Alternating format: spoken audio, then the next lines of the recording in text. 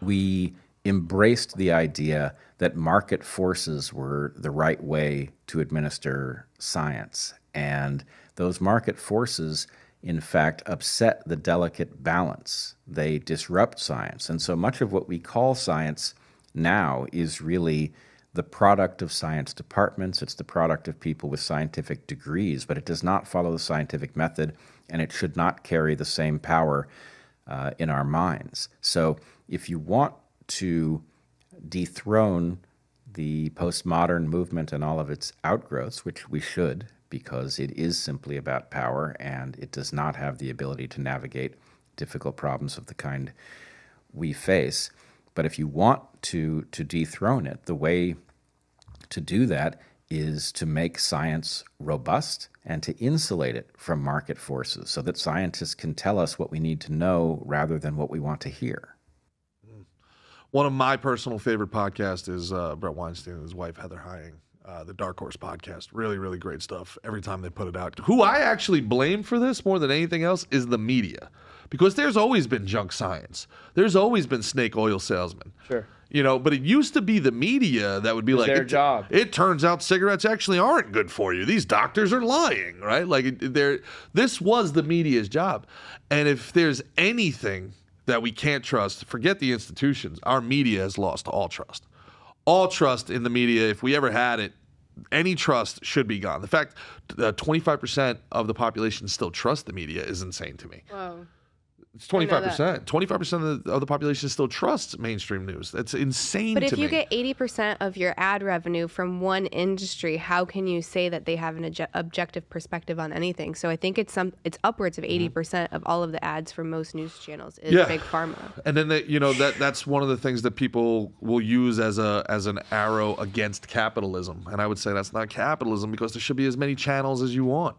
You know, the fact that InfoWars has basically been shut down because it's misinformation or dangerous misinformation gets, Tucker Carlson has the most watched cable news show of all time and gets fired because he doesn't toe the line.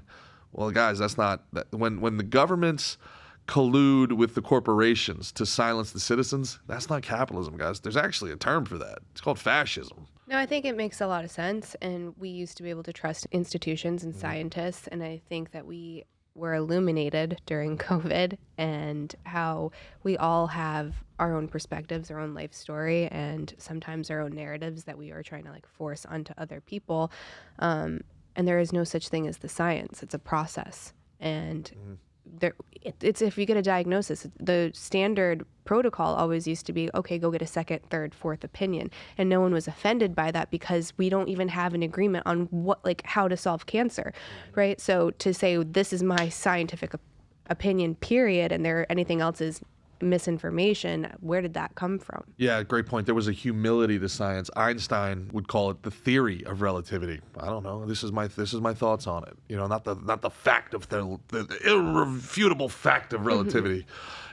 I think it speaks to institutional capture. What are your thoughts on this, Mick? Real quick, the scientific method. Mm-hmm. That's question something, form a hypothesis, then test it. Correct. Then see the results and then test it again. That's right. Can it be repeated? Can it be repeated? Right. Have a control group? Is it falsifiable? Correct. So that's what they're leaving out. Well, they're kind of going without that. And I totally hear you, the 100%. Anyone who speaks 100%, this is a fact. If you can't prove that shit, don't talk like that. Yeah. Right? You said, the humility of Einstein, calling it a theory. Mm-hmm. There's a lot of people who are just telling you this is how it is, without being able to back it up. Because they have something to gain by it. They have something to gain from it. I just think that's a problem. Yeah, I think what Brett's saying there is that, not only are they not doing the scientific method, more nefariously, they're rigging it. Because they have they have an outcome and they're trying to figure out a way to get to the outcome. So it's not science, it's an agenda. Correct. And I kind of feel like the only law should be no money in politics. How do you enforce it? You can't. It has to just be. It can't be. You can't be given. I don't know. Put the FBI on that shit. Well, that's the problem. Is then the politicians, they're the ones that Well, appoint the FBI. We'll get rid of lobbying. Do you guys think there should be money in politics? No. I can't think of a good reason why there should be. I think you're supposed to get in and out. I don't think you're supposed to make a career out of it for the rest of your life. I don't think you're supposed to get rich off of it. It's supposed to be service and contribution. A civic duty. Right. Yeah. So you do it for a little bit of time and then you pass the torch. Agreed. The problem is no one's fucking passed the torch, because if you look at how many like 70-year-olds there were, it was like decline, and then hockey stick up. What are you talking about? If you look at some of these people, they are on their deathbed, and then you are supposed to be servicing the country. That doesn't make sense. Take Nana and put her in a home. She shouldn't be in Congress. This is insane. Assuming Dianne Feinstein is even alive when this airs. But yes, yeah. So this is crossing right now. California Senator Dianne Feinstein has died. Mitch McConnell zooming out. Yeah, it's.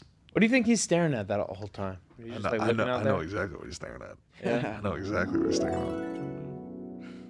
Go to Gerard DGAF. Yeah, bro. The cracks in the system are definitely showing. But I again, good. We shouldn't just be trusting what we see. We should not just be adhering to the academics, to the credentialed. I'd say we shouldn't just be deferring to the credentialed. But the institutional capture really does. It's going to set us back. It's going to set us back because we just don't know. We have no idea. We have no idea what's good, what's bad. We're all kind of going to have to be our own scientists at this point. We're all doing the scientific method. I don't know. Let's try it and see where it goes. You know what I'm saying? So when they first launched ChatGPT, the accuracy when it came to mathematics was 100%.